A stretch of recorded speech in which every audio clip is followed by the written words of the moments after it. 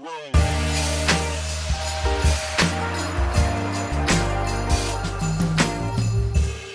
Welcome to the Locker Room, where we break down sermons, stories, and scripture for the race of our faith. This podcast has been serving you. Hit follow and the notification bell. That way you can stay up to date. Today, Nader, it's good to see you. Yes, Nate sir. English, our college pastor here at Crossroads. And we have Dr. Neil Martin, who is faculty of theology at Oxford University, pastor at Oxford Presbyterian, director of Be Less Ministries, which we're going to talk a little bit about that as well, and former associate pastor at Crossroads Bible Church. It's been 10 years, hasn't it? It has, yeah. Wow. And I was never here when you were at Crossroads, but maybe you could tell us, like, how did you even end up at Crossroads? Oh my goodness. And because you came over for Calvin. I didn't. Or no? I didn't even come over for Calvin. Okay. I did study at Calvin while I was here, but that wasn't the reason. So, I mean, this could take quite a long time. It's okay. Give us the little notes. Cliff Notes version. Oh my goodness. So we came here in January 2008. So yeah, we flew in on a plane on the 9th of January 2008. 2009. So 2008 was when it was all in the planning. And yeah, it just came out of a really strange season, not something that you'd ever plan. And even when I kind of talk back over it, it's hard to see. I kind of give up talking to people about this because it just sounds so unrealistic, but it is actually what happened. So I was sick from when I was 24 to when I was about 35. And that summer of 2008 was the point when that changed dramatically. So I've been, during those 10 years for a large part of it, not able to walk. And it looked really like that was never going to change. Ruth and I, my wife and I, got married in 2003, so kind of in the midst of that whole experience. And we have a really strange kind of dating and marriage story. I wasn't well enough to go to our own wedding reception. I didn't take her out for a date until we'd been married for about 2 years. So we have a really unusual kind of background. But anyway, in that summer of 2008, we had kind of decided just to dive in and raise a family, even though I was not well at all. And our second daughter was just in the process of arriving, our second daughter, Willow.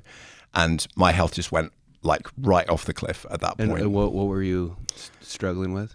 Yeah, I mean, so my lungs collapsed in March 1998, and I never recovered.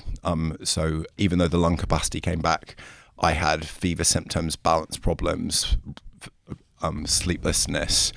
I super low energy. I couldn't climb the stairs. I couldn't cut my own food at times. It was really bad. And yeah, they weren't able to kind of give a clear diagnosis. They put you through all kinds of, is it multiple sclerosis? Is it X? Is it Y? And in the end, you just kind of fall out of the bottom of the diagnostic sieve as like, well, we don't know what you are, but it's not going away. So that's kind of where it was. How did you hang on? Well, yeah, I think in some ways for me as a Christian, that was the making of my walk with God. I didn't come from a Christian home. I had become a Christian in my late teens, but I had loads of first principles kind of questions. And all the way through university, although I was really like absolutely into it and really wanting to serve, I also had, I looked around me at all these people for whom faith seemed to come very easily. And I didn't feel like I was that person. I was the person who was kind of standing under the shower in the morning thinking, is there really a God? That was my kind of faith journey. And what happened, when I got sick, it was very sudden. I was doing well. I graduated. I had a great job working as a designer, that was kind of always my vocation.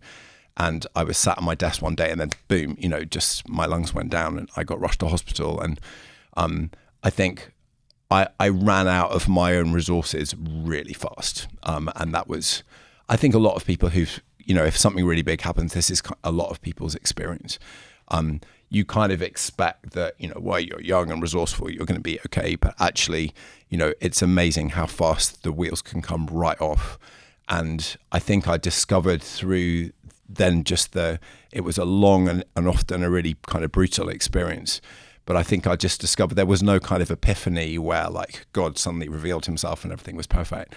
But I think all of the other sort of grass is greener scenarios that I had imagined and that I'd seen being played out among my secular friends, they just kind of withered under the pressure of that experience, and God just didn't. He just kind of, as the flood flowed through my life and kind of washed away, all of those other things in the landscape, God just kind of emerged as a rock, exactly as he says he will, and his promises to me were true. And you said, how did I hang on? I didn't really hang on. I think God hung on to me. How did Ruth do through that?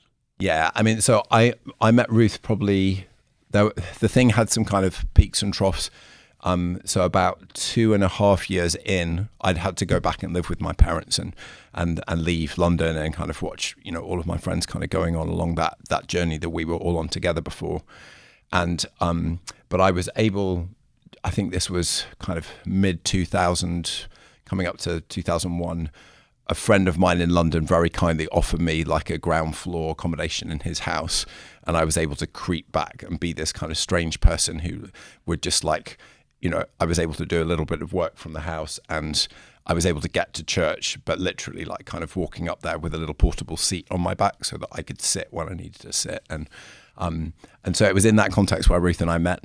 And yeah, it's really, it was an amazing thing. We really hit it off.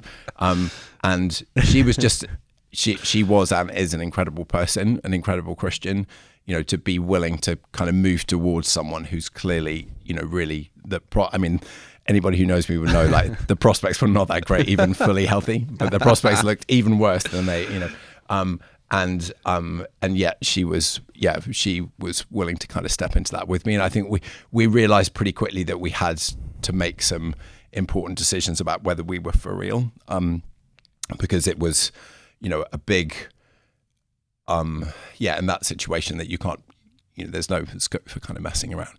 And Ruth needed to, I think before we ever even started talking about dating, she had already really thought and prayed hard and spoken to her family about what it would look like to be married to someone who was never going to get well. So she's walking into marriage. Yeah, she knew exactly with the assumption. She knew exactly what she was getting into. With the assumption that you weren't even ever going to get better. Yeah. Wow. So that was our thing. Yeah. So then you move here in 2008. Yeah. So basically, in the summer of 2008, kind of prompted really by complete desperation, with our second child just having been born, and me really almost as low as I'd ever been health wise. We were recommended, there was a doctor who was doing something kind of experimental in a hospital in South London, that was to do with people who've had kind of like catastrophic trauma situations, car accidents, military situations, sports injuries, where they've never fully recovered. And he basically wanted to see whether actually my experience in hospital when my lungs went down was basically, that was the same thing. And his diagnosis essentially was, look, you're still in the hospital. Your body is still there. You still, even though the crisis has passed, you've not been able to escape from that situation. And he fixed me, amazingly. It was an answer to a prayer that I'd stopped praying like 5 years previously. We'd just kind of given up the thought that I would ever be well. But really, although it took a long time for me, because it was so much kind of muscle wastage and having to relearn how to balance, things like that. You wouldn't imagine that you had to do that. But actually the underlying issue he was basically able to deal with very rapidly. And in God's providence, so basically what had happened, the design company where I worked had been very patient with me, and I've been able to do some stuff remotely. But as time went by, they basically, I had more responsibility, bizarrely, because I was looking after several clients from this kind of strange, bedridden / armchair-ridden situation. And when my health went really down in the summer of 2008, they said, look, we can't do this anymore. Like, this is too unreliable. It's game over. So we had been thinking and praying and looking for what next.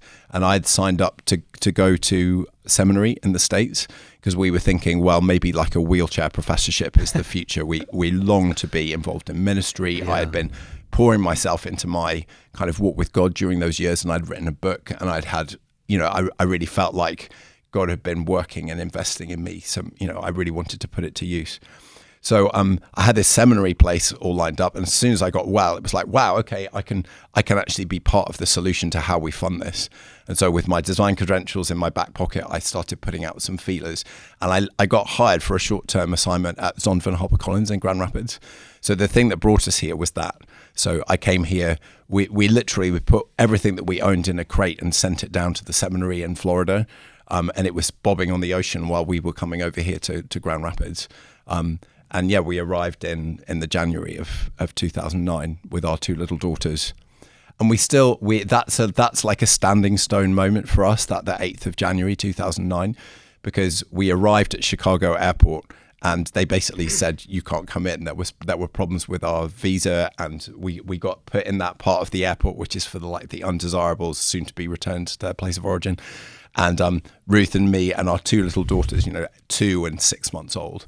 And we weren't even allowed to pick up a phone and phone the person who was waiting for us outside. And we were there for 2 or 3 hours. And it just felt like everything was right in the balance at that moment. We'd rented out our house. We'd sold our car. We were like £15,000 in debt to my parents for just getting over here, unable to earn until we actually got into the States. And we just called out to him and said, okay, I think you are literally the only being in the world who knows where we are right now. Would you help us? And it feels like everything since then, since January 2009, has been an answer to those prayers. So I think it just keeps you really in mind of God's grace. On Sunday we were talking about that diagram with everything that you have is a gift from God. I think that's a palpable reality for us as a family. We're really aware He's brought us to the end of ourselves in many ways, several times. The great blessing of that in retrospect it's not great at the time. But the great blessing in retrospect is knowing that everything that you have comes from Him. So, wow. Yeah, I was really moved. If you weren't here on Sunday, Neil had this phenomenal graph where there's an X and Y axis, and he drew a line across the screen and said, this is how we view normal life. And we normally see these little ticks of blessings going up or curses going down. But with every blessing in our life, that line of normalcy increases so that anything less than that now becomes a curse. You've lived that. You've learned that through the hard knocks of real suffering in life. And so have you, Nate. I mean, you've walked through your own season of deep suffering, and specifically as it regards to the medical world. Yeah. I mean, I think it's probably a road or a journey that everyone will walk down if they haven't already. So I remember, I think what you're referring to, Tryg, like our youngest son, Psalm, for those that maybe don't know, was diagnosed with some severe congenital heart defects. And yeah, it was a difficult season, but I remember even before this season in our life, I remember Jan and I talking, this was probably maybe 5 or 6 years ago now, and feeling like we had lived this life of immense blessing. Like if we really take account of our lives, it seems like most things have gone well by all accounts, if you look at like the spreadsheet, right? Mm-hmm. And I just think I felt this, not impending doom, but this expectation that there may come a season where things are not all well. And really, that's ultimately the time when faith gets to show up. And if we talk about the flood, we talk about rising waters. I love this picture that I think God graciously gave us during that season, which was, you're building this house. The Bible has this picture of building a house on the rock or on the sand. And the thing about building a house on either of those foundations, they can seem both quite sturdy in times of peace and tranquility. But it's only when floodwaters rise, when storms hit, that actually things start to become, a little chaotic. And so this picture of going down to the footings of your house to see actually what you have been building on. And it's those seasons of storm that you see like, okay, has this actually been built on something stable, something secure? And so, how can you not certainly grieve like you talked about on Sunday, Neil, the times when it feels like we're just maybe less blessed, the reality of the pain and suffering of this life, but also for us, it was like, how can we not celebrate the reality that God has us? Like you talked about on the rock, that He is sustaining us, and that without Him, what am I going to just rely on myself in those times? Like I know that I can't hold it together. So it's one of those things, walking the life after Christ, is that inevitably we will all experience suffering and pain. And so just different seasons, we get to kind of shout with great joy and jubilation that in our weakness, when we feel like we have nothing left to give, nothing left to hold on to, that we can celebrate that God is holding on to us. And when people look at our lives in moments of suffering and see something beautiful or inspiring, we can just turn around and say, like Paul, blessed be to God, in my weakness, his power is made perfect. And so, yeah, that's part of our story too. What do you think it is about the Christian worldview that has a unique way of not just providing hope, but strength for a person to get through suffering? I mean, I think the unique thing about it is that God is actually alive. When it comes right down to it, when you are completely at the end of your resources and you reach out your hand for help, if there's nothing there to put it in, you're lost. And I think there are sufferings that come and just, things that are part of the normal experience of human existence, which will just push us beyond what our resources are capable of sustaining. And I think that can happen in many different situations. But my kind of favorite word picture for this, if you imagine you're a local branch of a bank, and someone comes into the bank and says, normally the normal day-to-day transactions of the bank, someone will come in and say, I want to cash this check for $1,000 or whatever. And you say, yes, ma'am, here I am. Let me help you. But imagine one day someone comes into the bank and says, I want to cash a check for $100 million. And you just say, we just don't have $100 million. Like we don't have a tenth of that. And it leaves you have to make a call to head office at that point. And I think that is our situation in life. Suffering sometimes will come to you and it will try to cash $100 million of resources out of your life, and you just don't have it. And if you don't have somewhere, as you reach out your hand to give that thing to your suffering, the other hand has to go up and trust that something's going to come from somewhere. And if there's no somewhere, you are lost in that situation. And I think Nate said it really beautifully that, it is what Paul said in that moment when someone then looks at you and says, well, how are you coping with your suffering? It's like, I'm really not. Like, I'm a conduit here. What you're watching is the resources of God coming to me, and I'm just literally giving to this suffering what I'm receiving on an hour by hour basis. And so that's, definitely our testimony. I sense that's Nate's testimony as well. Yeah, so what I'm hearing too is one of the unique aspects from your point of view about the Christian worldview is that we can actually look at suffering and be honest about it. Yeah. Which that's actually freeing. Yeah. We don't have to pretend. We don't have to live in pretense.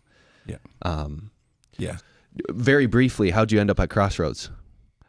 You walked in these doors at some point. Where was it at Walker at the time? It was. Yeah, it was a Walker with the weird wildcat on the wall. Yes, living in infamy forever. Yeah. Those were great days. I've got such kind of happy memories of that. I was working at Zondervan. Initially, we thought it was just going to be like this 6 to 9 month short-term contract, and then down to join our belongings in Florida.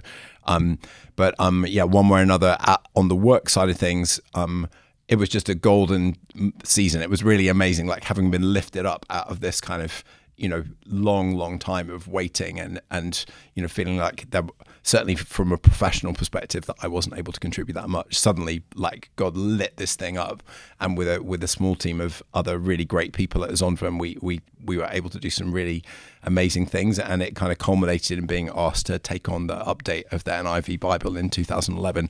And so I stayed to lead that project here, and basically you led it. I punted my seminary plans till later.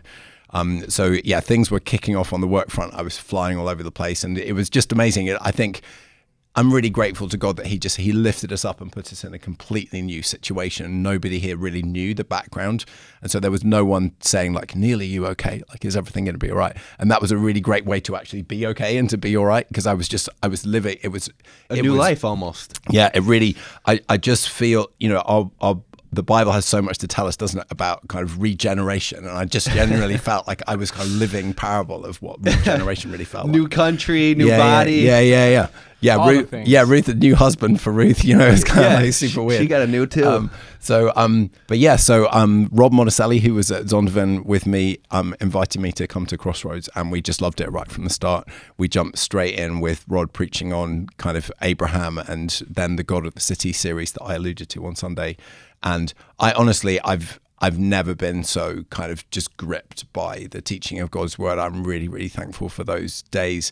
I can remember large sections of those sermons almost word for word, and it's kind of like massively shaped my sense. And it kind of made sense, I guess, of a lot of our Christian experience up to that point.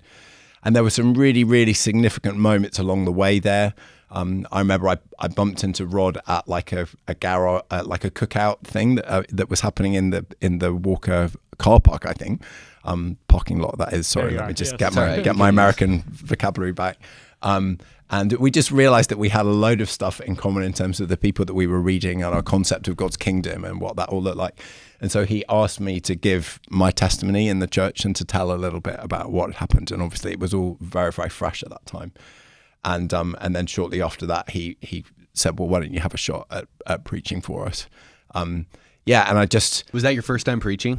Pretty much, yeah. So I had been, when I was a student, I remember the pastor of the church in Cambridge where I was had said to me, like, you ought to think about Christian ministry.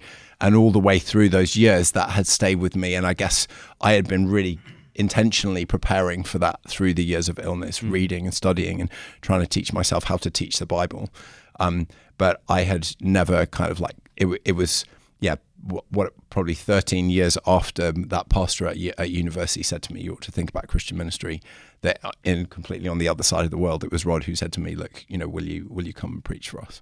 I remember, standing up that first sermon and preaching. I preached a Bible overview. I preached like the entire story from beginning to end. And it was there are still people I know in this congregation who remember that occasion.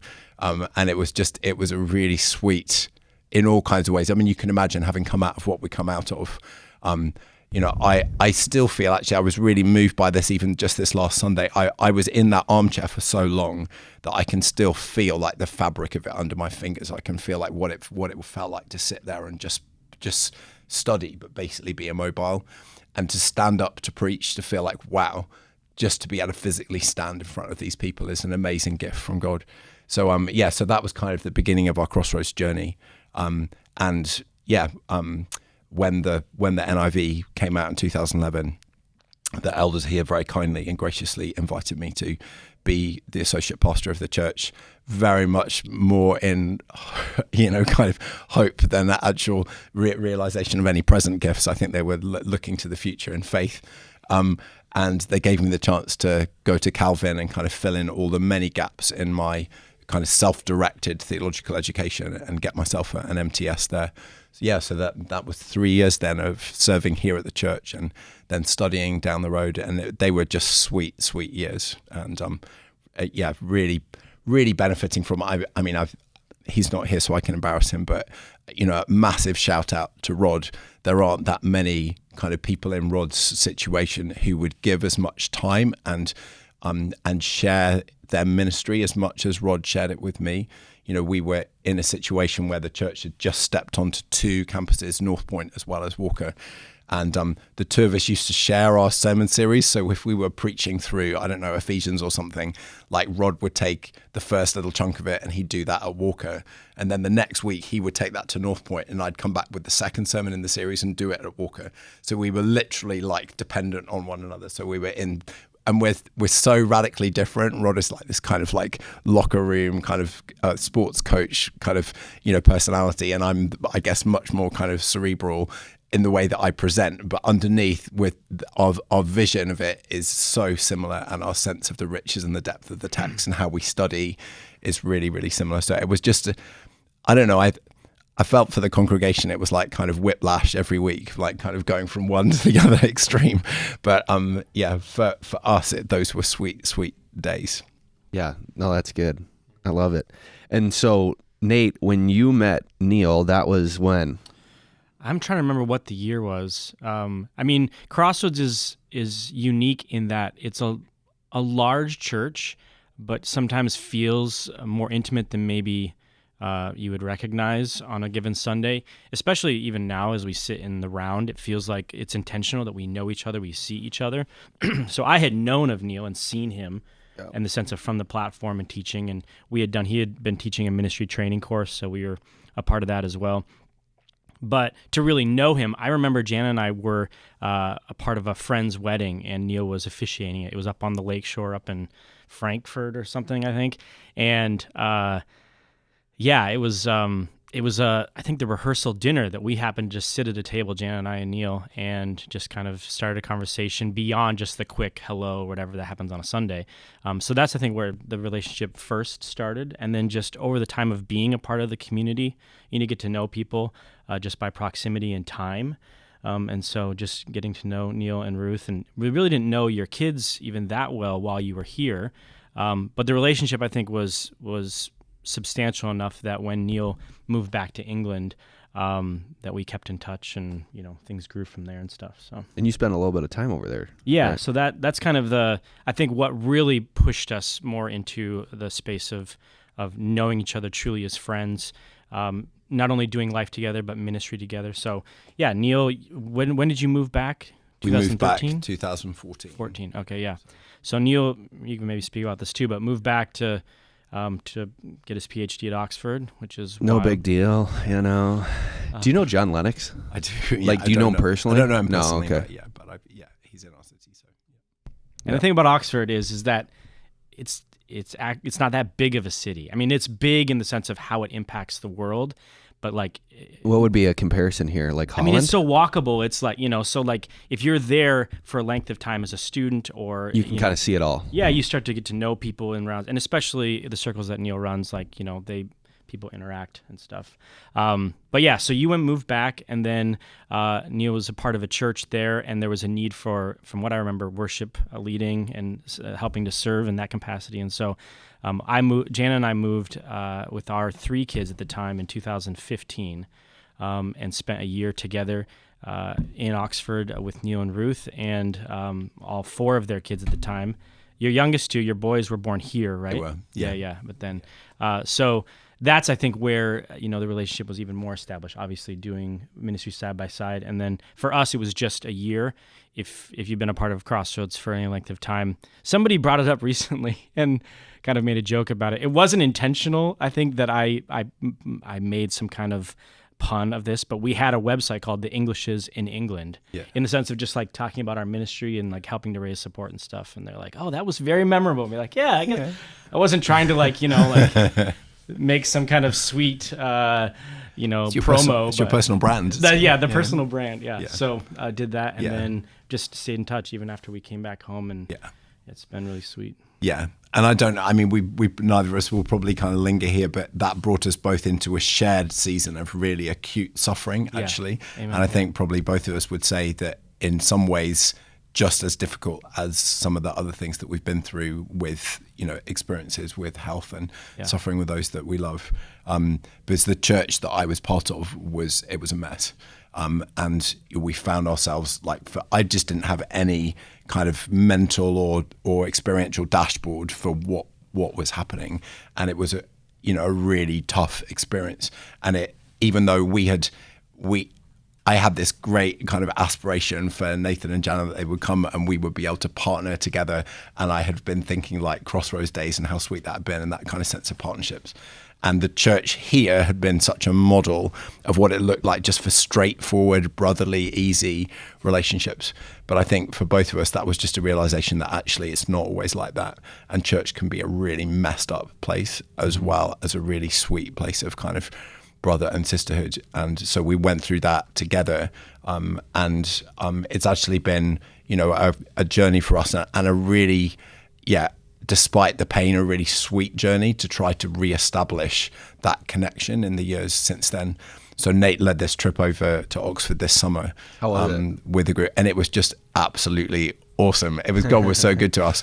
But it was awesome, not just for the fact that it was a really great group who were really switched on and God was really working by his Spirit, but it was great just to feel like we were able to kind of finally do some of the stuff that together as brothers that we had planned and longed to do, and we were able to get that kind of just connectedness together, whereas before things had just been we'd been dealt a really tough set of cards the first time around by the larger kind of political environment in which that church was operating. What did you learn about yourself and about your faith in that season? Oh my goodness. Or maybe I'll put it this way. how would you encourage someone today that finds themselves in a church context where they see things and they go, this is not the way it should be? Can I speak on that, Yeah, Neil? Maybe while you go kind of for it. gather your thoughts. Yeah, I mean, just like Neil described, the way Jan and I speak of it, if and when we speak about it, is that it was probably one of the best years of our lives and also one of the worst years of our lives. And those two things happen at the same time. Yeah. So one of the worst years of our lives, I mean, certainly there's a lot of things there. And Yeah, you don't have to go into details. Right. But the best thing is that much like suffering in the physical, suffering maybe in the spiritual sense, you just come to the end of yourself, you come to the end of a dark road, and you realize that there's someone there at the end of the dark road. And that's Christ. He's always been there. He's waiting. You're never actually alone. In a space where you feel misunderstood or you feel at the end of yourself and you're just crying out, Christ is there awaiting you to walk beside you. And I think, so for us, Jana and I, we just fell more and more in love with Christ. And that sounds obviously very like Christian 101, but in a practical, very real sense, it's just the truest description of what happened for us. So much so that, kind of like what Neil spoke of, years before, someone had kind of planted in him this idea or this thought of maybe pursuing ministry in some context at some time. Years before in our lives, for Jan and I, that seed had been planted, and it was not a Jonah story where I was like, absolutely not, I'm running in the opposite direction. I will never do that. I think I just said, Lord, I feel called to a lot of different things. There's a lot of things that I love. Would you just, if you desire for us to pursue vocational ministry, to pursue this in some capacity, would you just make it clear? And so that year was God doing just that. And what I mean by that is all of the possible, like, I don't know the word, facade, or when we look at church world, or if we're sitting in a congregation and we look at staff at a church, or we look at ministry, we look at a platform, someone speaking from a platform, we see maybe the honor and the esteem that is given unto them, right? There can be this sense that, like, wow, that's a role of honor. That's a privileged role where people appreciate you, look up to you. You're in a helper role, you're a shepherd, all of these things. And so for a long time, I was really scared of my own heart, that if I went into ministry, it would be to kind of glean a little of the glory off the top for myself. And what that year in Oxford taught me was that ministry at times will be green pasture, but other times it will be very lonely and it will feel like death. And I think what God allowed me to see was, this is what the road will look like ahead of you if you choose to go down it. And by all accounts, in my own human perspective, my own fleshly considerations, I would have run in the opposite direction as quickly as possible. I do not want to do that year again.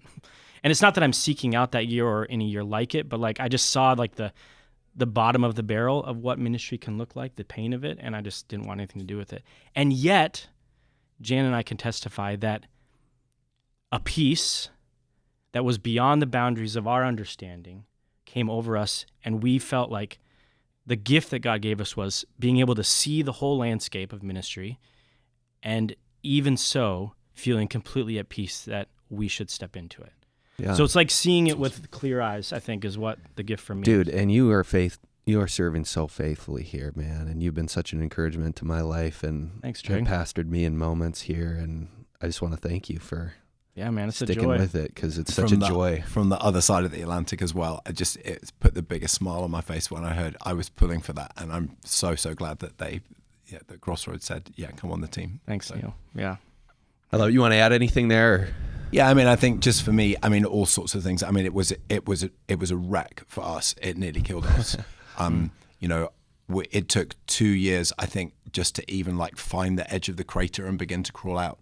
We fled to, we were thrown out of that church, went to another church, couldn't engage with anyone, didn't feel that we could talk to anyone because we didn't want to have to say where we come from.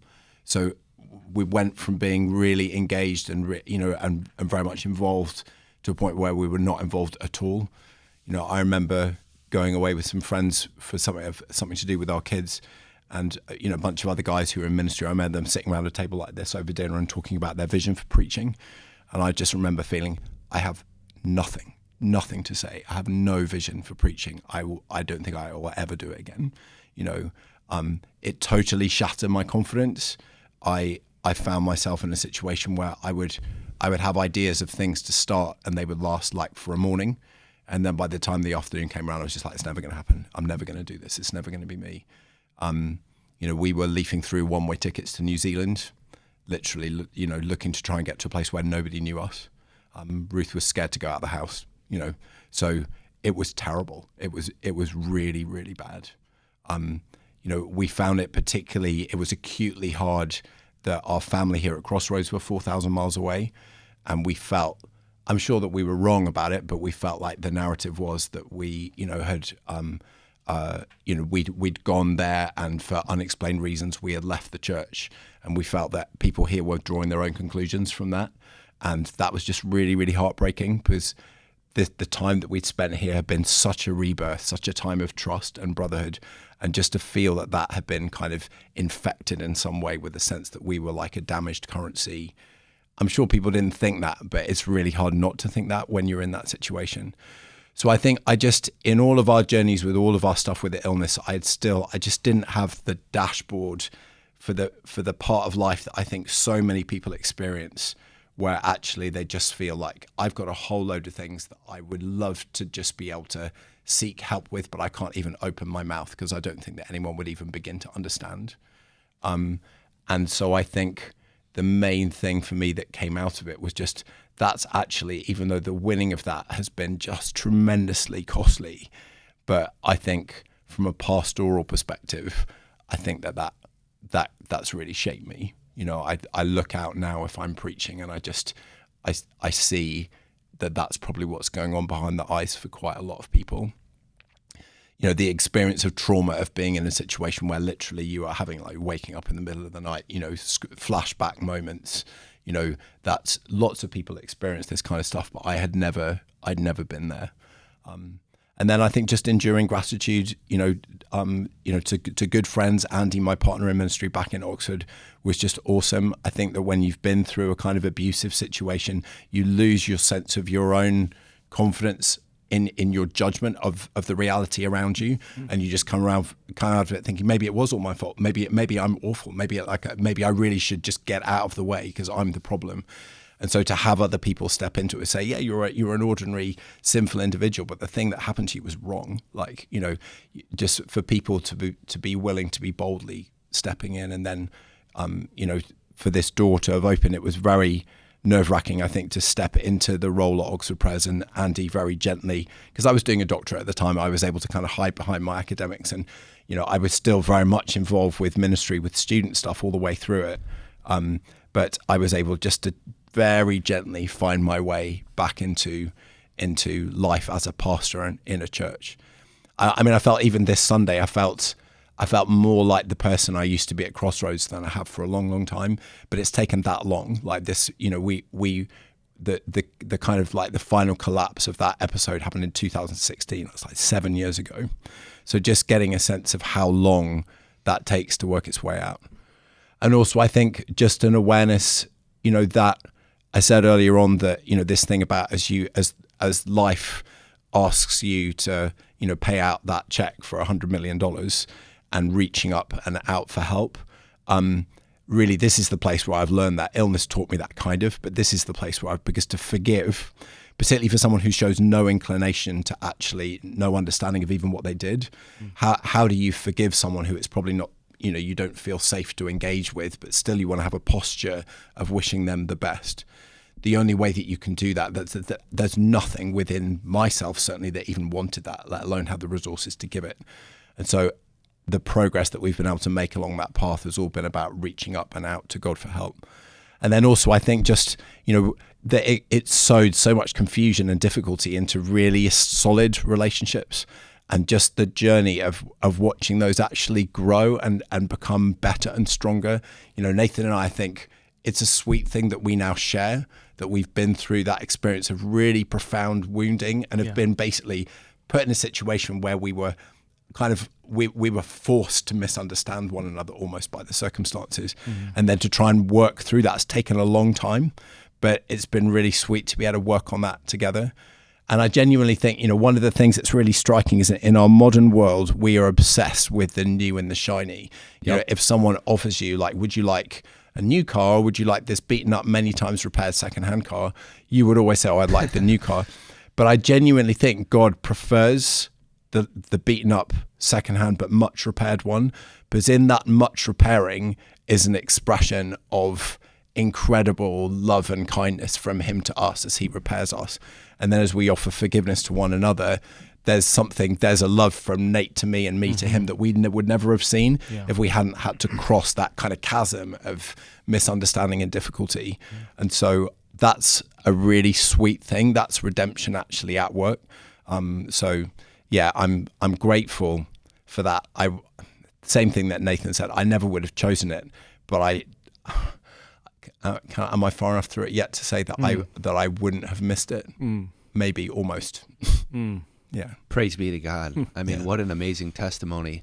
And I think I love that we even started there, because on the surface, you're faculty at Oxford University. You're a pastor at Oxford Presbyterian Church. God's doing amazing things. You're the director of Be Less Ministry.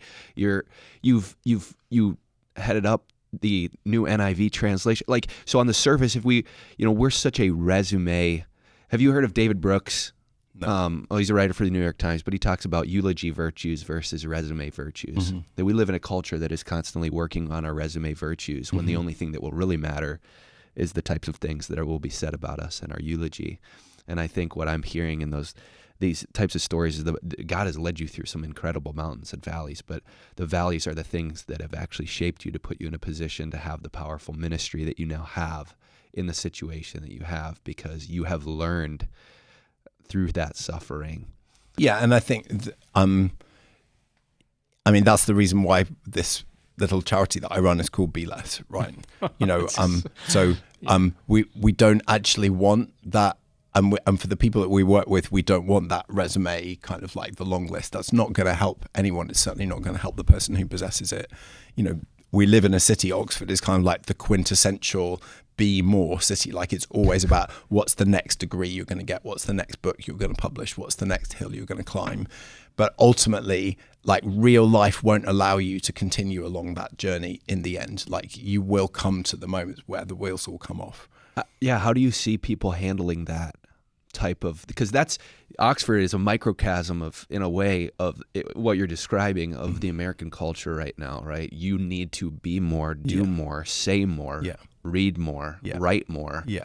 And the rat race never ends. Yeah. And people are utterly exhausted. Do you see that same exhaustion? Yeah, it's very biblical, isn't it? So for me, you're going to get to it in your sermon series pretty soon. And with Rod at the wheel, you're going to have a great time when you reach Genesis 11. So the Babel story. Oh, actually, I got it. You got it. Great. Okay, so the Babel story is... Sorry, guys. You got to put up with me. Tryg. Yeah. You got to put up with... So the Babel story is that there's a reason why that's kind of the climax of that narrative that comes out of the fall.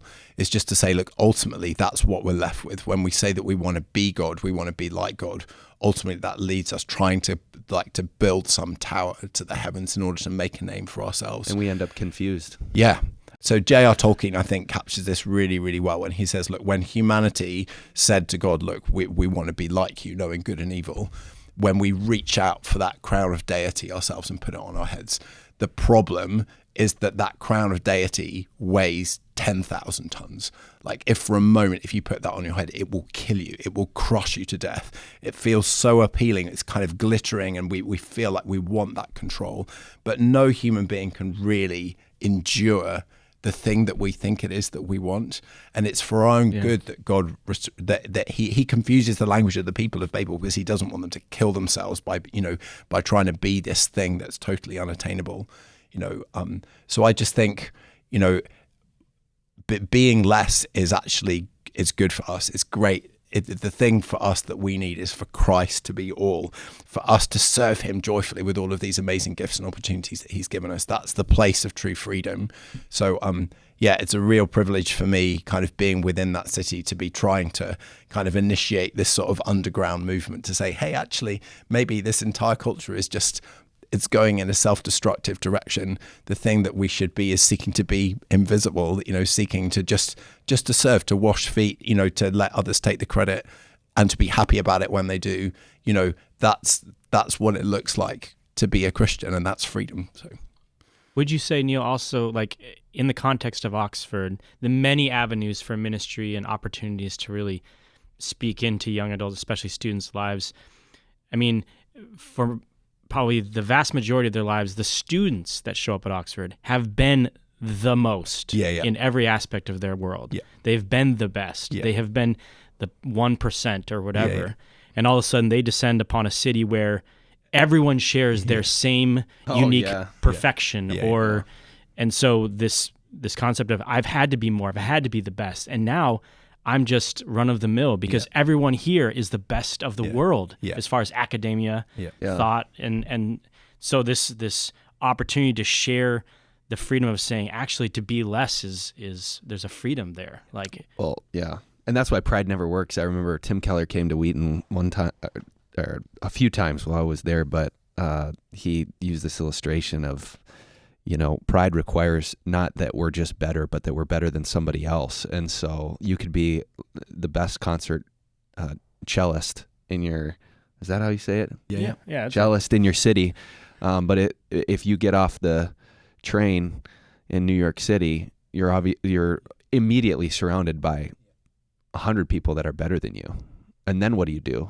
If your identity is rooted in the fact that you have to constantly shift environments just to find some sense of security, so it doesn't work. Yeah. And that, speaking of not working, that was something that I was really encouraged about last night at the elective that you shared on about what is good about the Bible in a secular world. And one of the things that you shared was that we have to understand how these worldviews actually don't work, these secular worldviews, when they're fleshed out into, I think maybe you could probably do a better way of describing it. I'm trying to remember, but that there's actually only one universal worldview that works for every situation in life, and that's Christianity. And we have to be able to learn how to explain that.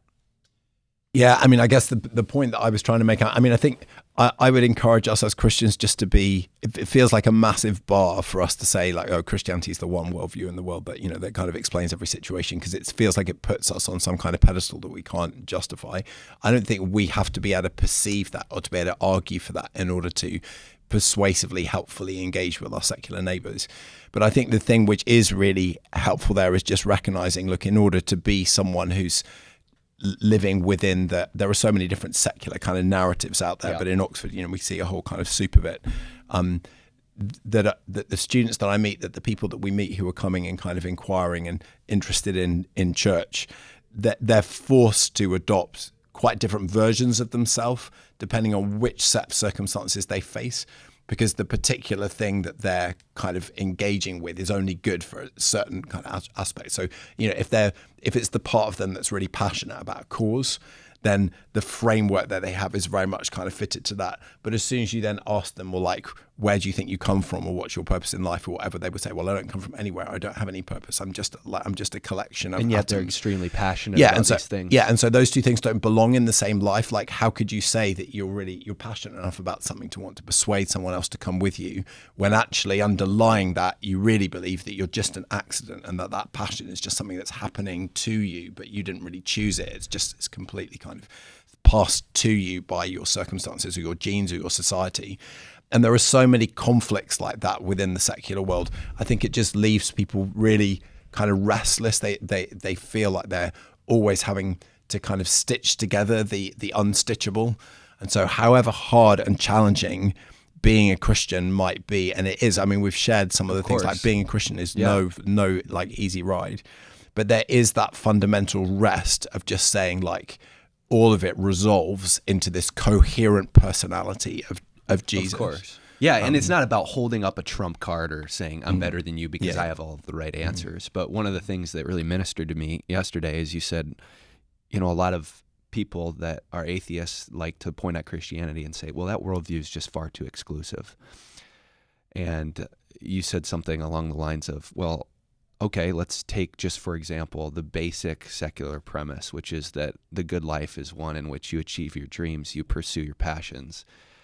And then you said something along the lines of, well, how many people are actually able to do that in this world? So it might be a dream for them, maybe 5% in a good city in the West. Yeah. What about the person in Ukraine that's in a war-torn city there? What about the refugees in Northern Africa right now fleeing the Middle East? Do they have a hope in this world? What about the person with cancer? What about the person that's been bedridden for 10 years? And that actually Christianity is much more broad at being able to give hope and purpose to the litany of human experiences, that rather than being exclusive, it's actually very inclusive of all people. Yeah, and actually I think there's a real lesson there just for us as Christians, being able to try and really live into the experience of our secular neighbours and try and like walk a mile in their spiritual and mental shoes.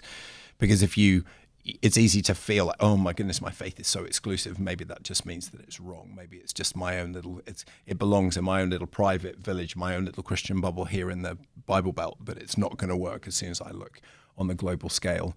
And you think, oh, well, secularism is kind of like it's the answer. It's a global philosophy, but actually, as soon as you really step into that world, you realize that it's got this brutal, exclusive edge to it that, what makes your life significant, as you said, is, achieving all of these dreams. And I just think getting used to that practice of being able to step into the shoes of our secular neighbors and just ask ourselves, hey, let's just work that through. Where would that lead me? Would that really work? And seeing that it's not actually as great as it seems. And I just think a real encouragement that I would want to give to people listening to this, from our Oxford world, from our British world, where you guys are facing all kinds of like cultural pressures right now. So it's not as if it's kind of, like it's easier here. I don't think that it is, but I think we've been doing it for longer. And so secularism is kind of more bedded in and is more like the majority vision and has been for a long time in our culture. But actually, speaking from that place where it is more established, actually the cracks are really not just beginning to show, they're kind of yawning open. So I shared last night something which is really striking to me, is just how really in the last 5 years, I think, that kind of militant atheist, of course God is dead, of course he's a delusion, like what are you thinking of? It's just disappeared. I just don't see that among our students at all, because they just perceive it to be the arrogance that it is. So in our city, people talk about intellectual colonialism, this idea that people love that word right now. Colonialist. But it's what it is, so intellectual colonialism is marching into other people's experience and just saying, I'm telling you what you're experiencing and what you're thinking. And it's like, no, you're not. Like, don't come and tell me that atheism makes sense of my experience. It may make sense of yours, but that may be your problem, not my problem, So I think people are really reluctant to just be given these kind of big package solutions. So that doesn't necessarily mean that people are flocking into the churches, that we've got like revival is breaking out at Oxford Pres, although it's growing, which is exciting. But what it means is that we live in a society, I think, where you would just say I don't think it is necessarily an atheistic society. I just think it's a conflicted society. I think the whole idea of conviction is really problematic in a mature secular context. People are not able to be sure about anything. And the thing that's exciting about that is that, that the gospel has thriven in those kind of environments in the past. That's the kind of environment that you find yourself in when you step into, the world of the New Testament. So let's go there real quick, because I know there's a lot of people that are really frightened by the way that the world is shifting, especially, we're in West Michigan, right? Jerusalem, we're supposed to be a safe haven for the gospel. And yet we see shifting happening all over the place, and people at times are afraid.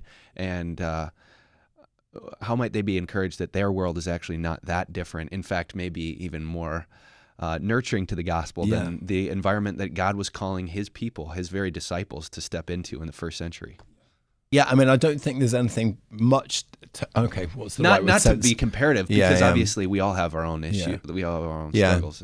And I don't want to be insensitive about it, but if we're mourning a world in which Christianity is kind of like a culturally accepted norm, so that you can go to church in order to find a husband or a wife, or to make a business deal or something like that. And it's just the thing that you do, and it's the thing that your parents did and your grandparents did. But it's not actually like making a radical, visceral difference to your actual experience. There's nothing there that you would really want to hold on to. Like, that's actually obscuring the gospel. That reality, that vision is obscuring the gospel, isn't it? So if you think about in the world of the New Testament in the first century, that's not what it looked like at all.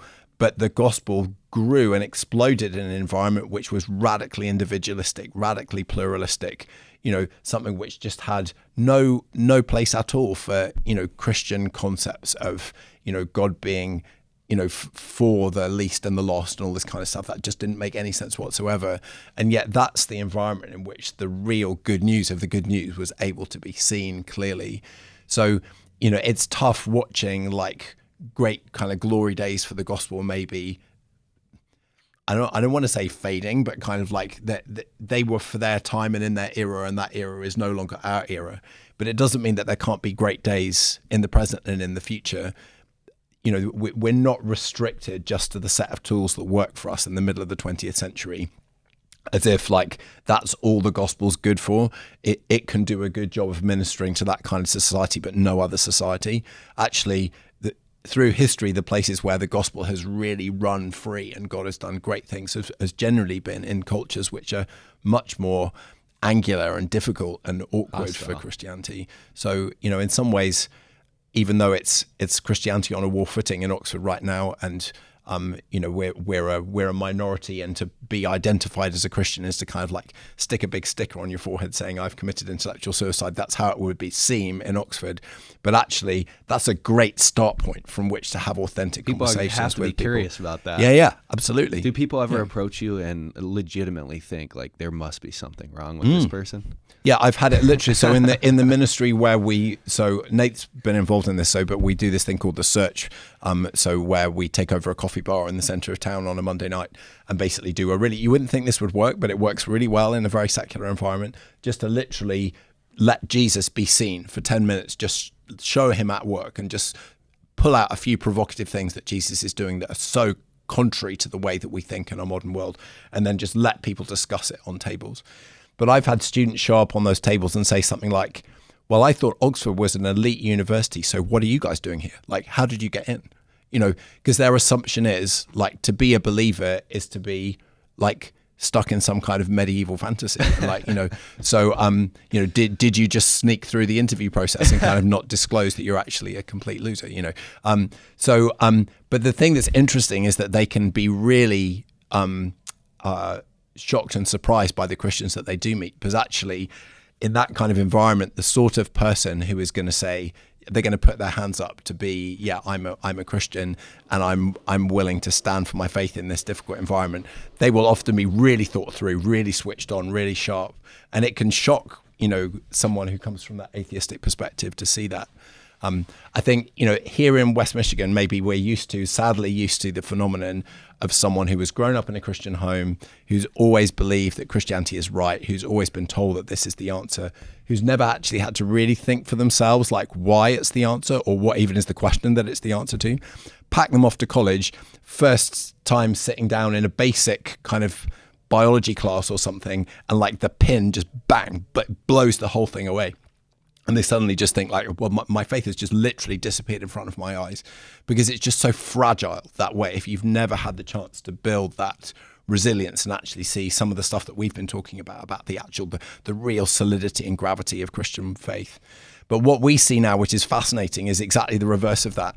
So I've got students coming through our doors in Oxford who have grown up in atheistic households, in a completely atheistic culture, in the Athearusalem or whatever it would be, where atheism is kind of like just totally assumed. And the thing that's really striking, put them in front of a convincing, intellectually bright and able Christian who's thought things through, and that's the pin that burst their bubble. And then they wake up in the morning thinking, what if there is a God? So it's just, there's nothing unique about Christianity that makes it vulnerable in this kind of situation. The issue with it is that conviction itself is difficult. and that it's difficult to be convinced that there's not a God as well as difficult to be convinced that there is. So what is good about the gospel in a place like Oxford? And can you give us a story maybe of an unlikely person coming to faith that you've seen? Yeah, I mean, Jesus is good about the gospel in a secular society, Amen. just like he's been good about the gospel ever since he was first foreseen and foreshadowed in Genesis. And it's our privilege to have the opportunity to point up to him and out to him. And yeah, I think in terms of stories, that's basically what you see. I can think of a student recently, just in the last 9 months, who comes from just a completely atheistic environment home, very gifted, able student who came up to Oxford. I first met him, he was already like 18 months into his time in the city, and he had been going to the University Debating Society, listening to the best and brightest thinkers kind of pushing that atheistic message, and basically just said, look, I just don't see it. It just doesn't work. It's not capacious enough to actually deal with the full range of experience. There are places where it seems really convincing, but other places where it just falls apart. There's got to be something better and more than this. And he is very thoughtful and careful. So it's not just been like show up at a Christian meeting and give your life to Christ. Not at all. There's been a whole process of conversation, of working, of advance and then regress and advance and then regress. But we're in a situation now where he, I've been meeting him for coffee in the mornings for months. But most recently he was like, well, let's not meet in a coffee shop. Let's meet at your house so we can pray. Wow. So, hallelujah. That's, that's happening. That Jesus is still absolutely in business and active in a city like Oxford. And as you would have heard on Sunday, our experience as a church has been this as well, in a place that's absolutely sewn up for secularism, where like our city council, our university have made it their absolute mission to squeeze Jesus out of the narrative. Last year, he just walked onto the street where our church building is, literally in the center of the town, and just basically said, right, I want that back. Boom. So he's powerfully at work and active. And it's for all of us, isn't it? It's just an honor to be foot soldiers in his army. Amen. And so for people that weren't here on Sunday, let's talk about that, because this is unbelievable. Real estate in Oxford is a high commodity, and God miraculously has plopped a historic building that was once a church, then wasn't a church, and now is a church yet again into your laps. How did that happen? And what was that journey like? And were you shocked? Episode 2, were you Tryg. Shocked when it finally happened? Totally. Yeah. So give people, if let's say somebody wasn't here on Sunday, they would have no context for what you're talking about. Yeah. What's up with the Northgate Hall? Okay, so first of all, I mean, if you want to go there, it'll take a few minutes just to kind of develop it. But I think first of all, it just requires a little bit of context to grasp this, and Nathan could speak into this as well. Oxford University is not like other universities, so it's not a campus. There's no place like out of town where it's kind of like all the faculty buildings are. The university is the city. Like, the two things are completely intermixed. And none of these students have cars. They all live right there in this kind of bubble in the center. And it's this incredibly intense experience. We've alluded to it several times already. It's our kind of, along with Cambridge, our elite school. It's kind of sucking in the best and the brightest. And the expectation is that they're going to work super hard. Like, university is a time, I've never worked harder than when I was at Cambridge. It was 60, 70 hour academic weeks, and then you're expecting to play hard as well as work hard all the way through. So, they're crammed into this space. If you have a church that's like a mile out of the center, in any other context, you would think, oh, well, that's great. Like, we're in the city, we're all good to go. If you're a mile out of the center in Oxford, you may as well be doing church in Venezuela. Like, they just won't come. It's not on their conceptual landscape at all. So the priority for a church plant, if you're going to plant a church in the center, is to somehow be in the center. But the problem that you've got that you've got to deal with is that every building that you could conceivably use to meet as a church has literally been kind of tied down for centuries. That everything is owned either by the university or by the city council. You will get outside investors with really deep pockets coming in and looking to build faculty buildings, and literally, I mean, it's amazing when it happens. gradually they will pick off property by property until they've bought up an area that's big enough to do the project that they want to do. And then when it starts, they'll move in and they'll dig a hole 6 stories down, just like get as much out of that postage stamp of real estate as they possibly can. And then they will build this thing like in the best possible materials, like, absolutely, kind of like a glittering trophy to, their wealth and prestige. And I could point to 6 or 7 of these projects that have happened even during the decade that we've been in Oxford. It's an astonishing environment. But if you just think of yourself then, okay, so we're a little church plant, we're interested in getting a property in the center of the city. It's like, nope. No, you're not. That's not going to happen. Just forget it. And so that's always been the tension, that on the one hand, our goal has been to be able to be in a situation where we can be a witness for Christ to the university, which means being in the center, but also recognizing the fact that from a human perspective, that basically looks like it's never going to happen. And it's not just that it's never going to happen, it's going in the other direction. So in the UK, we have lots of nice church buildings, historic buildings. But the way that the thing is moving is that they're just hand over fist, bit by bit, just being converted to secular uses. Or they're being turned into mosques, or spas or hotels or shopping complexes or, breweries. So, or fancy houses, that's churches around the country are just kind of dropping like flies to that. So although if you came and visited Oxford, you would see this very churchy landscape, actually that's not what's happening. Behind those doors, there's a lot of university stuff, secular stuff happening kind of behind the historic kind of facade, the Christian facade of it. And it looked for all the world like it was never going to happen. I don't know whether you want to... Yeah, I mean, just being there this summer, it was profound standing in the building. And I think, probably on your website, there's different things for Be Less, places where people can see what the building was just prior to, even during COVID. It was a restaurant, Bill's Restaurant, a restaurant chain in the UK. And just now to see, with the young adults that we were there, and you kind of gave us a tour of the space and kind of told us the history, what was found in the basement, like all of these amazing things, like the history of the church. It's really, absolutely remarkable to stand there. I mean, I guess I'm almost at a loss of words. So where is it? Yeah. So the Northgate Hall is on...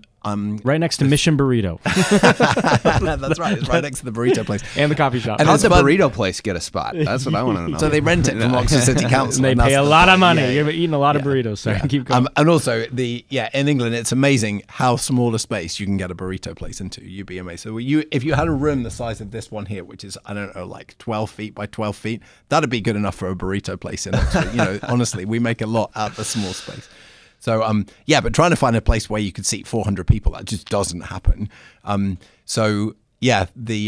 backstory to it was that, COVID. Andy and I, as Andy's the pastor of the church, right from the get-go, we've been looking and praying and knocking on doors and getting lots of no's. But always coming back to this building, the Northgate Hall, because it's literally like slap dab in the middle. If you had to put a pin on the centre of gravity in the middle of Oxford, this is the place. It's right opposite the Oxford Union, which is the main university debating society. So like all of the big name speakers who come from all over the world, they're literally like 15 yards away from this building. It's just an astonishing location.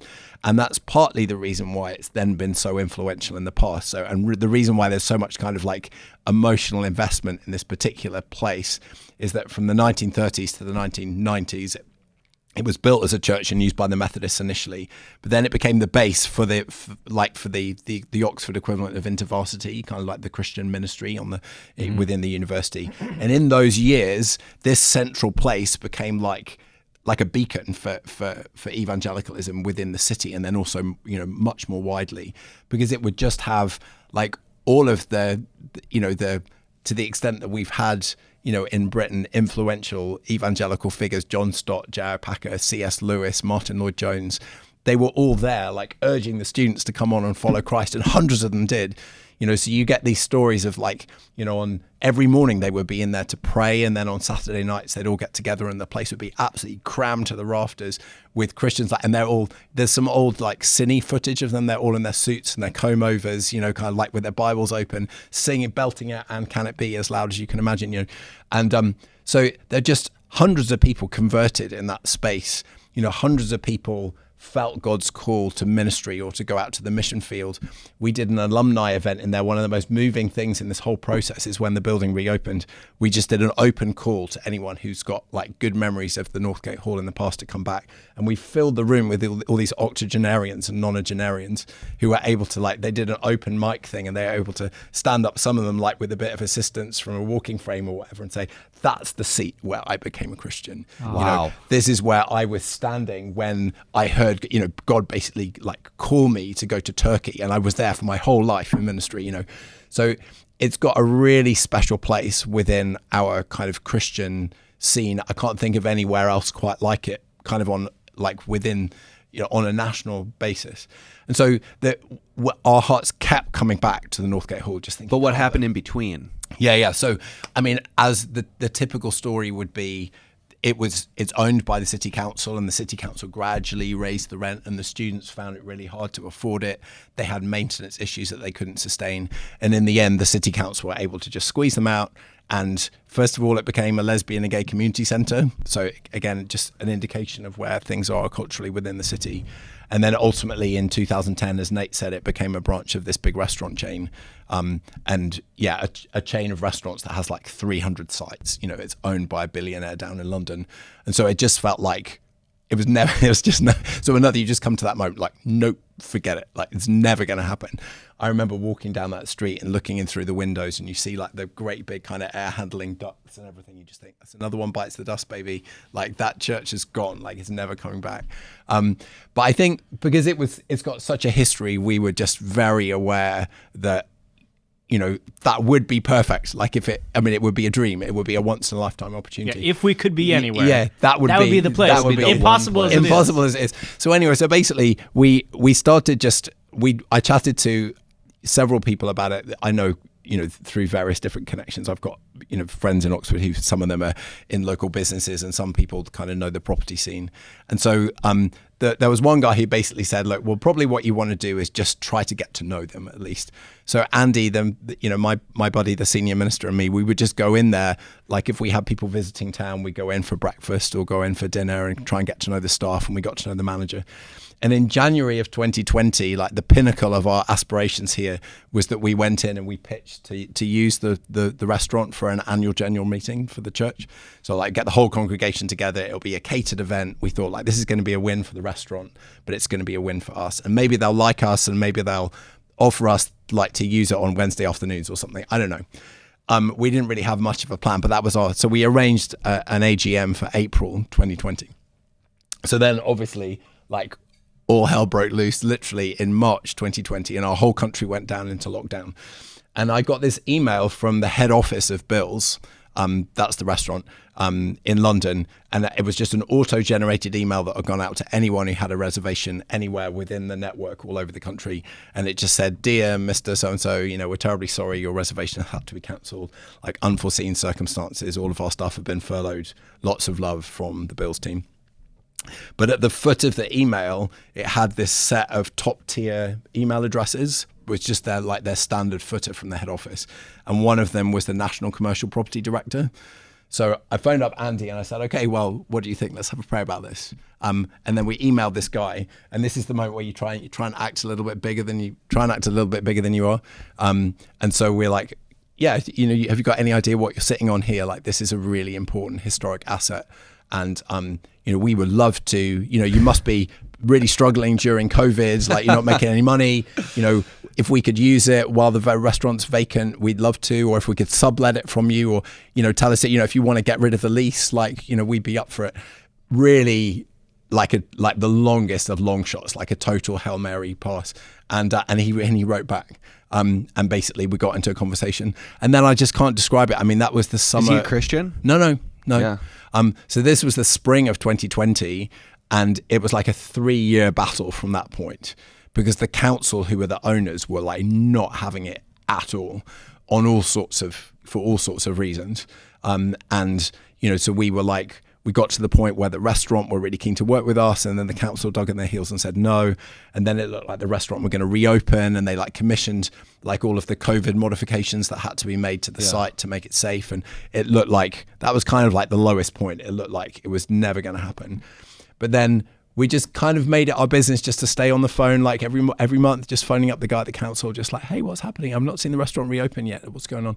And in the end, I mean, it's been such a great experience of kind of brotherhood and boldness for a group of Christians. We have a great group of trustees and elders at the church. And we decided, look, if we've got a shot here, we've got to shake this up. And so we went in and offered to buy the lease off bills, and basically to make it kind of like a neutral financial thing for the council, so they would get all the money that they'd been promised, which was, I have no idea how we would have afforded it. But it basically surfaced, like it neutralized finance as the reason why they wouldn't do it, and it brought the other stuff to the surface. And in the end, that forced a change in terms of the way the council were running the project. They pushed it out onto the open market, obviously believing that a church wouldn't have a chance. Yeah.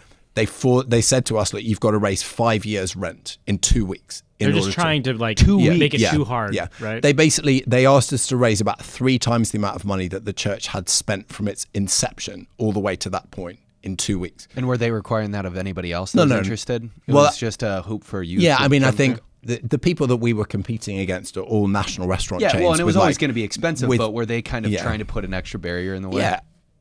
So anyway, I mean, we stepped into that with like no prospect of, like, not even knowing how to begin, let alone like no prospect of success. But we came out at the end of 2 weeks with 8 years rent. Like, it was just unbelievable, with people from all over the place from within the congregation, people from here at Crossroads, people from further around, in other churches that Andy and I know, all just saying like, this is it, let's go. Like, this is a once in a lifetime opportunity. We've got to show these guys that we mean business. And then even then, we got to the point where we did actually then win the bid with some help from an amazing property negotiator who I know from when I was a student. And then there was this crazy moment so there was a Friday morning when the bids closed, where we basically got the news, like, our property negotiator is like the coolest guy in the room. And he's like, I'm just going to get to know all the other agents who are involved. I'm going to find out what everybody else is bidding. We're going to be the last on the dance floor. We're going to arrive with 15 minutes to go and snag this thing. And that's exactly what happened. And so we got the news through, you won the bid, like, you've got the building, everything's great. And then later that day, we then had a message saying, no, you haven't got the building. Actually, there's some kind of chaos going on inside the council, and they've sublet it, that like the restaurant have sublet it to somebody else. And so that was like, we were like totally high and then totally low. And then later in the day, our lawyer came up with this. He read carefully through the contract and for various reasons realized that the way that we had made our bid kind of neutralized this sublet proposal. And it was one of these things where if we had bid like 5% less than we'd bid, or if the sublet had come in 2 hours before it came in, like, it just would have all gone wrong. But it was just like, God has got this, like, things that were totally outside our control. And I'm literally just scratching the surface here. It's just been, I've said this to several people, probably 4 or 5 years ago, I had the chance to go to a violin recital with my girls.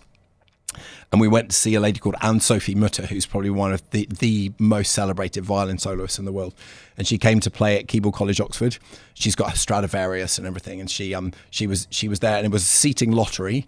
And myself and Ginny and Willow, who at the time were probably like 12 and 10, we got like the best seats in the house. I was as close to Anne-Sophie Mutter as I am to Nate, like across the table. And I could literally like hear her breathing. You could feel the fingers moving across the strings as she's producing this absolutely awe-inspiring music. And literally the experience of this Northgate Hall process for Andy and me has been like being those kids in the front row and watching God like at that close that you could almost hear him breathing. It's just makes me want to cry. It's just an absolutely unbelievable experience. And I think I would just, anyone who's kind of excited or interested in this, I'd really encourage you to jump on the website for oxfordpres.co.uk and read the story and if you're moved to do so, jump in and support us, because we're just at the beginning of that process. We can only use still at the moment about a third of the floor area because it's a wreck. We've got water pouring in through the ceiling and rats running around in the cellar. And, so how long crazy. Will you have the building? Yeah, because you can't own it. Right? Well, or you can. So the way that it worked, because it had been turned into a restaurant, it's handled through a commercial contract. And in the UK, commercial lettings very much favour the person who's the tenant. So you have a perpetual right to lease and release that building. So after our 35-year term, we just get to do it again. So the only you have a 35-year term. Yeah. Wow. And with the right to perpetually renew. So the only issue for us is just that, if you do that for 100 years, it's going to cost a lot more than it would just to pay the mortgage once. So we will definitely aim, to own the freehold at some point if we can. So then would the council not be involved anymore? If we own the freehold, then we would own the freehold. But okay. But it's in God's hands, and and they've been, we're very happy being tenants, and no, of course, and for this foreseeable future, it will be a church. My question was more like, there's no risk of you guys at this point in the foreseeable future being kicked out. Yeah, and we have the right to make alterations to it. So we've gone through kind of planning permission and listed building consent. The goal is to put it back exactly as it was. So, when it was built in the 1870s, it had you could seat 400 people in there it had a balcony that went right round the inside. And it was, an absolutely amazing space in which to preach the gospel. That's what it was for. And so, our prayer is that God will allow us to put it back, that it will be that beacon again that it used to be, and that that the good times will roll again by His grace. So that's what we're hoping for. Neil, I got one more question for you. Yeah. Why do you love Jesus? Why wouldn't you? I just if you open up the pages of the Gospels, there's no one like Him. That's the thing I think that brought me to conviction and conversion when I was a teenager, and has kept me all this time. Like if you're looking for a candidate for like the lordship, for the leadership of your life, like seriously, look in the mirror. It's just, when I look in the mirror, I just see like it's just inconsistent, promising high and delivering low, it's a mess. And if we look out, into the larger landscape of people that we look up to and admire, and it's great. There are loads of things to admire and to look up to in our world, not just among Christians, but we live in a world that's full of common grace, and yet still, I just don't see anyone close. Like, just read about Him, just look at Him in action, look at His compassion, His kindness, His boldness, His willingness to speak truth to power, His determination to go and do like the most difficult thing that you could possibly do. His faithfulness to us, despite the fact that we are so disappointing. No competition. Sign me up. That's I'd rather be a doorkeeper in the house of the Lord than dwell in the tents of the unrighteous man. He's the person I want to follow. Nader, minister. Why do I love Jesus? Why do you love Jesus, buddy?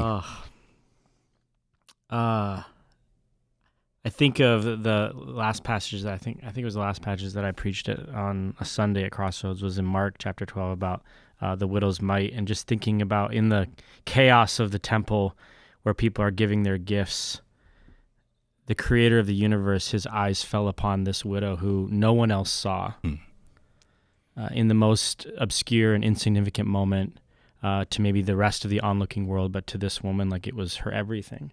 And I feel like that's what I've experienced in a very real way, is the eyes of Christ upon me as a companion, but then also, like Neil said, as Lord and Savior. Like, it comes down to who is going to be Lord. And what you described, I remember you speaking about this in Oxford, about the weight of the crown of being deity, of being God, and how we long to be like Him, but ultimately we want to be God ourselves. And that weight just crushes us. And I think recognizing that, we have a Lord who carries that weight, but who is compassionate, slow to anger, who sees the wretchedness that I am, and loves me, has called me into His kingdom of light, out of the kingdom of darkness. And so, I think He's all things, right? He is one that I can trust to put my life into, that I can find green pasture, and that I can also, when I'm in the valley of the shadow of death, He does not abandon me, but He walks beside me because He has walked that path ahead of me. So He's all things. He is the hope of eternal life. He is the bearer of the words of life. He is living water for me on the daily. And He gives purpose to my every breath. And when I recognize my sin and my failure and my inability to rescue myself, he comes in and saves the day. So, among many other things. Amen. Hallelujah. Amen. He's the only reason we do any of this. And with that, I want to just provide you an opportunity, Neil. I'm just so encouraged by, first of all, Neil's a workhorse. He preached on Sunday, did a lunch right after. He did an elective last night, did this morning. He's got another one. Yep. Dude, where's that stamina coming from? It's the Lord, isn't it? Yeah, I'll answer that for you, but I want to give you a postcard opportunity to kind of quickly say, if anyone's been was here on Sunday or at any of your events this week and their heart is stirred to get involved financially or just praying, how could they do that with Be Less? How could they do that with Oxford Pres? What do you guys need? And how can we support you? Thank you. No, that's really, really kind. Yeah, I mean, I think if your heart is stirred by some of this stuff, I think it is a completely, as you look at and you see the secularization of the world, I think our hearts are stirred by that and move towards that, and we want to do something.